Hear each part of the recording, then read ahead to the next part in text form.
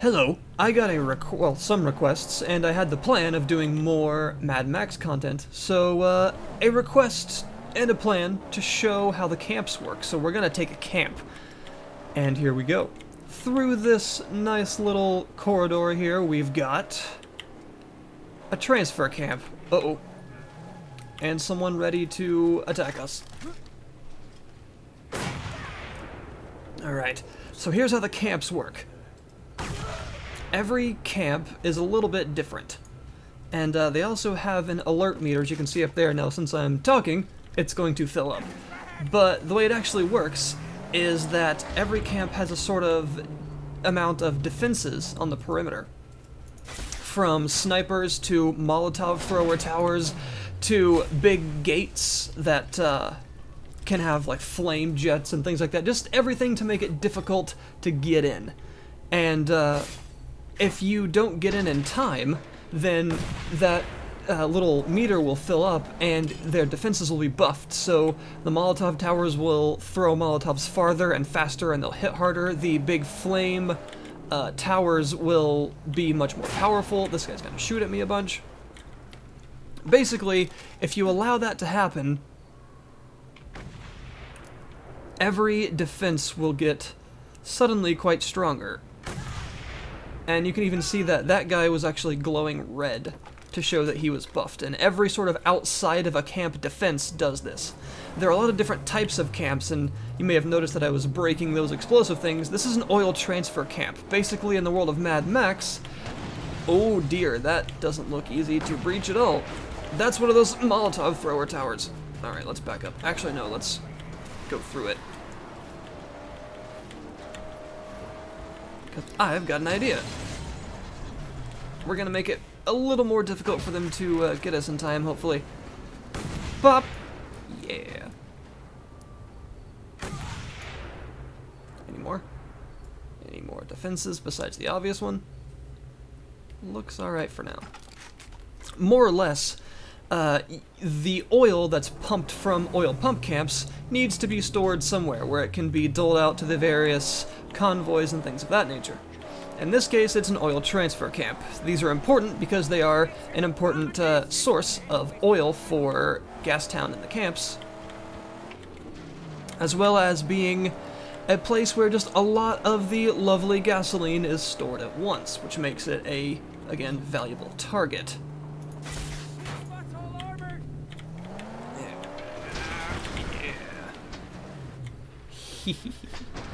So, getting into a camp, generally means you gotta dismantle as many defenses as you can. Oh god! Crap. We got stuck in the flame there. I can take care of this, although it will take my last shotgun shell. Gotta do what you gotta do. There we go. Alright, that will allow our car to be repaired. It was stuck, so I'm going to have to wait for it to go out a little bit. And now what you got to do is get through the gate. Every camp has a gate, whether it be a weak gate you can pull very easily or even ram through, to more reinforced ones like this, which may require some special finesse to get through. But in this case, I think I'm just going to boost through it because, well, actually I might pull it down first. But I'm going to have to wait. I know, I gotta get you some tools. I haven't gotten there in the story yet. Calm down. Let him repair it. Basically, this is the way that most of the camps you're going to be facing off against actually work, and they all have a difficulty of skulls, and of course that's fairly obvious. The higher the difficulty, the generally larger and more complex the camp is, with more enemies, more defenses, things like that. The difficulty is pretty balanced in terms of, you know, what it actually indicates, and the harder difficulty camps, you can generally expect what they're going to have to throw at you. Let's get in. Ooh, there we go. And you can also gather some intel. Now, as you can tell, I have none. And there will be these occasional people that are in the wasteland. You can go up and talk to them, and they'll give you intel relating to the various camps. They could tell you things like For instance, a secret entrance that may be, you know, besides the gate. Maybe like there's a crack in the wall you can sneak through or something like that. There was one camp where there were a bunch of these large shipping containers. The camp was basically made out of them. And they said, look to the containers for a way in. And as it turns out, one of the containers' actual, like, doors you could pull open with the harpoon and actually get in the camp that way. So it was an alternate entrance. Always nice to see. There are often several ways to approach these camps, which is appreciated. But once you're actually in, generally speaking, I didn't mean to drop that, you've got to do the same kind of thing, whatever the actual objective is. So in this case, we're going to destroy the oil transfer tanks. We've got to destroy every one of them. In an oil pump camp, you have to blow up the oil pumps. There are other types of camps with different types of actual, like, objectives. And of course, every single camp also has a lot of optional things to do. Basically, this camp has one of these war criers. Usually a camp tends to have one. I'm probably going to lose here because I was too busy talking to actually do this right.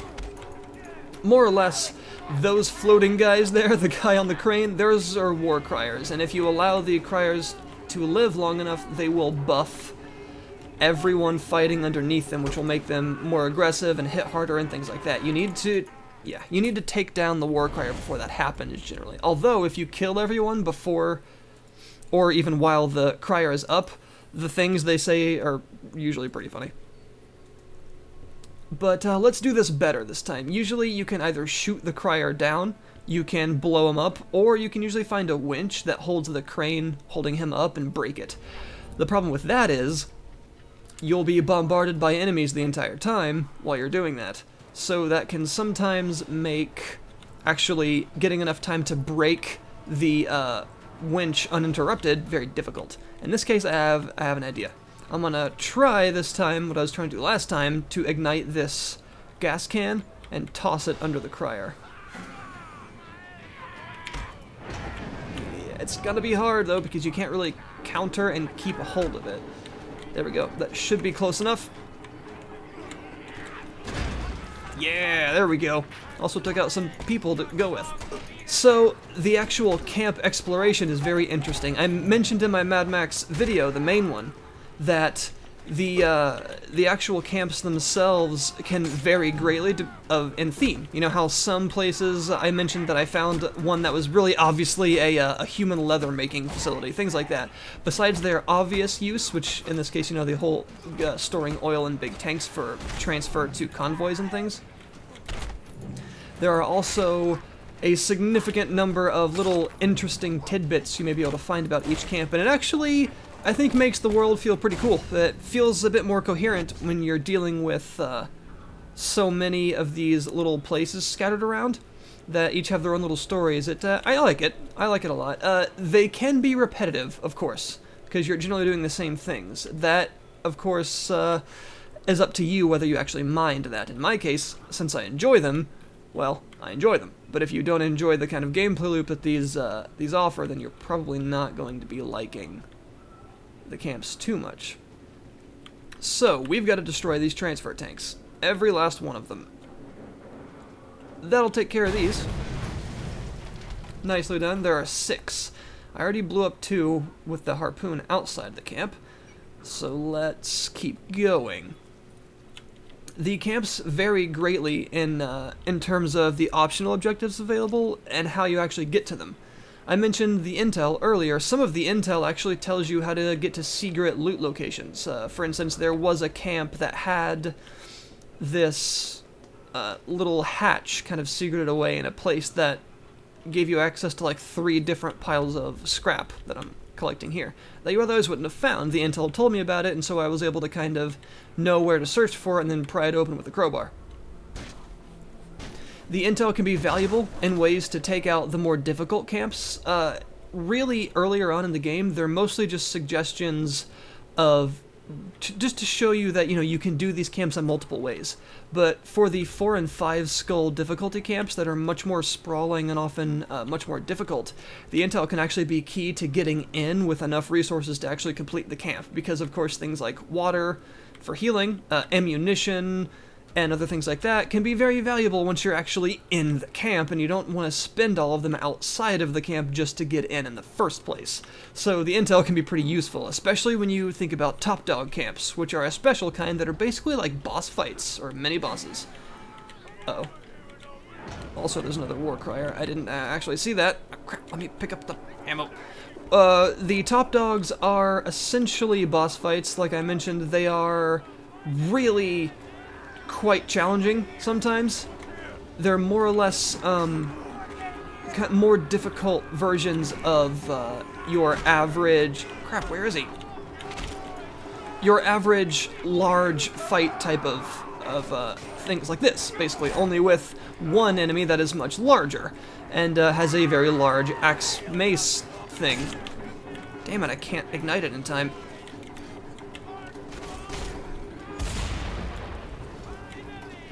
That'll do that. That was satisfying. It didn't destroy the crier, which was the plan. I'm gonna try and... Oh, there's so many of these guys, though.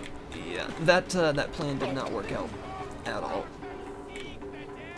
Hang on. Okay. As I mentioned before, how some of the camps can get quite challenging. Now, one of the more interesting things about the whole resource conservation part of the game, with, you know, things like ammo being quite scarce and things like that, yeah, I'm not going to be able to break that, is that the camps can get quite long, especially the higher difficulty ones. You know, they're much more sprawling with a lot more optional places to go and things like that. So, generally, one of the things you're looking for is a way to get through the camp in such an order that you continue to get resources that actually allow you to continue through the camp successfully. Yeah, I'm not going to be able to do this like this. So, you know, you don't want to, for instance, go through a bunch of large fights in sequence without maybe refreshing on some ammo and some shivs and some water first. You want to, like I'm doing here, you want to find maybe some food to restore your health and things like that. The camps are a process, basically. You can't just run in and kind of one-shot the whole thing usually, because there are too many enemies along with the war criers and defenses and things that make it a bit too challenging to do it single-handedly without a little bit of planning. It doesn't help that I'm very low on resources. Alright. Let's see. What all is here? Optionally. We've got a history relic and 2 insignias. Those are insignias, those glowing red things. You break those. You can shoot them, blow them up, or just get up to them and hold the E to break them. Let's see. You'll notice a lot of gas cans around these camps. They're especially prevalent in oil transfer camps because they're helpful in blowing up the transfer tanks. And you'll find them usually in oil pump camps around the pumps themselves, because of the tendency to actually need one. Uh-oh. I didn't want to go here yet. That was a mistake. Alright, I've got a better idea. He says, before they're all alerted, ignite it quick. Alright, I was able to ignite it. Run, run. I was hoping that chain reaction would take out the crier. Damn, this one's actually pretty hard because of the kind of sprawling nature of this battlefield. It's too large and there's too many people. Alright, focus. Yep, that works.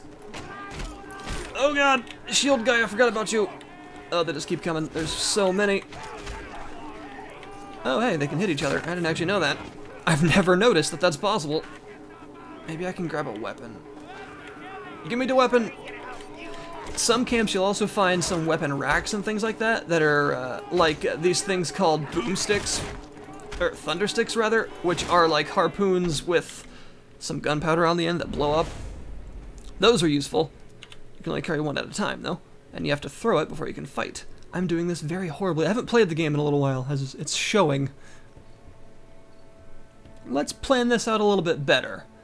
So this part of the camp is obviously, the difficulty comes from the fact that it is a fairly large battlefield with a lot of actual room to sort of get fought in, and that war crier is in a slightly off-center position, which makes him a little tougher to take out. Let's get this relic while we're here. Ooh. Crisis draws on. The people in the cities go through every means of survival. Meat of cats, dogs, and doves demand high prices in markets around the city center. Gross. Luxuries. Yeah. That's what we'll call them. And there's the history relic for this camp. Every camp will have a large number of optional collectibles, mostly scrap, sometimes relics, usually at least 2 or 3, maybe 4 or 5 insignias, depending on the size of the camp, in addition to their main objective, which is usually it will lead you through the entire camp, for the most part. I lit that too early. Although, that worked out pretty well for me. Instead of trying to break that and failing, because I know I'm not going to have enough time to break it. Damn. Ignite it, hurry. Alright, I got it in time. Time to run. Go, go, go. Go, go, go. The hope for it to set those off is still not happening, but it killed enough of those guys to where I should be able to complete the battle even with the crier kind of berating me. There we go.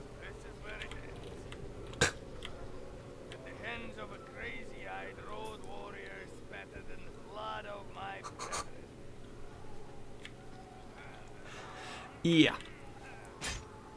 Let's get rid of that guy now.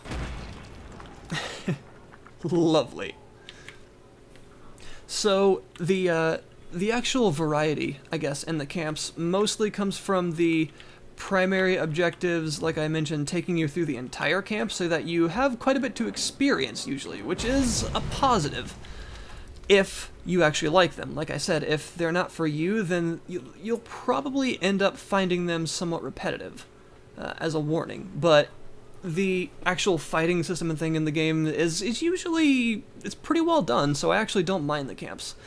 They are, the main sort of goal of them is that after you complete the objectives, besides the optional ones, they reduce the threat in the region that you're in significantly, pretty much the most of any activity you can do. Like scarecrows reduce it much less than these do, and also because they have so much scrap in them oftentimes and a lot of enemies to fight, they're a really good source of income. There's also the system that every completed camp will actually get taken over by friendlies, and the friendlies will start to dismantle it.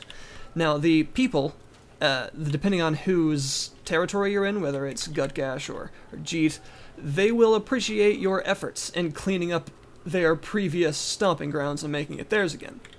And as your friends dismantle the camp, scrap will be added to your scrap total every now and then. It gives you 20 scrap for every camp that you complete. So basically, in regular intervals, you will be given 20 scrap each, all at once, for every camp you've cleared so far. And they stay. They're permanent throughout, like, that file. No matter where you are in the world, periodically you'll get these bits of scrap. So that's nice, actually. Pretty useful. That's all the scrap done. And they very quickly become a very good source of scrap. So that's all of the optional objectives in this case. This one's called the Rook Nest. Now, there are 2 transfer tanks left I've got to find. That looks like one. Let's see here. Find the transfer tanks. They're on your map, those red glowy bits, but because of the way the minimap works, that's not, like, extremely useful, because, of course, elevation comes into it. But I think I know where to go for these last ones. Now, when you have the camp mostly cleared out, it does get a little bit, I wouldn't say boring, but you kind of have free reign of the camp for a while because enemies don't really respawn, which is probably a good thing, actually, I would say. That was a big one, and almost killed me. Let's drink. Gulp, gulp, gulp, gulp, gulp. Alright, so there's one more bunch of transfer tanks to take down, and that will do it. Where are they? According to the map, they're over here somewhere. Let's go around this way and see if I can actually get an eye on them. Are they down there? Where are they? Oh, transfer tanks. Where are you? Let's go back through here. I do like the fact that so far every single camp I've been in has been significantly different in terms of its actual internal design. Oh, there they are. They're right in front of my face. Who knew? The objectives are, you know, the same every time, depending on the camp, but the actual geographical layout of the camp changes a lot. And that actually makes a pretty big difference because of the way the camps work. You are going to go through a lot of them, hopefully, without actually seeing the same layout twice, which does help with the replayability of the camps, meaning that, you know, they're not too repetitive for people that enjoy them because each one is so differently laid out with different things. And they'll have all kinds of different goals. Sometimes they have, there was one, actually, that was basically a bunker that went under a road, and it was like two parts of a large camp with a big nothing in the middle that you had to go underground to actually see the entirety of. There was a large top dog camp that was basically a beat down oil, like offshore drilling platform that was huge and really cool. The top dog camps tend to be really impressive. And there was even one that was essentially, for lack of a better description, a kind of makeshift Coliseum-like thing with big fighting pits and a bunch of other crazy stuff. They get pretty creative in their design, actually. And as you can see now, there are friendlies here that are taking everything apart. And so, taking this is going to regularly add 20 more scrap to my big list of scrap deliveries that I get periodically. So yeah. That's how the camps work in Mad Max. That was just taking one out, and I guarantee that pretty much every one you go to is going to be a little bit different than that. The general gameplay is, of course, going to be the same, but the camp itself, how it's laid out, the kind of challenges you'll face within, and the kind of themed locations you can find, you can almost make up your own story about the kind of things that have gone on in the camp. That's all going to vary. That's all going to change from a camp-to-camp basis, and I like that a lot. That helps with the repetitiveness of them by making them individually interesting, and some of the much more impressive ones and much more difficult and large ones can actually be really memorable. You can have some memorable fights there, like a lot of the top dog camps tend to be like that.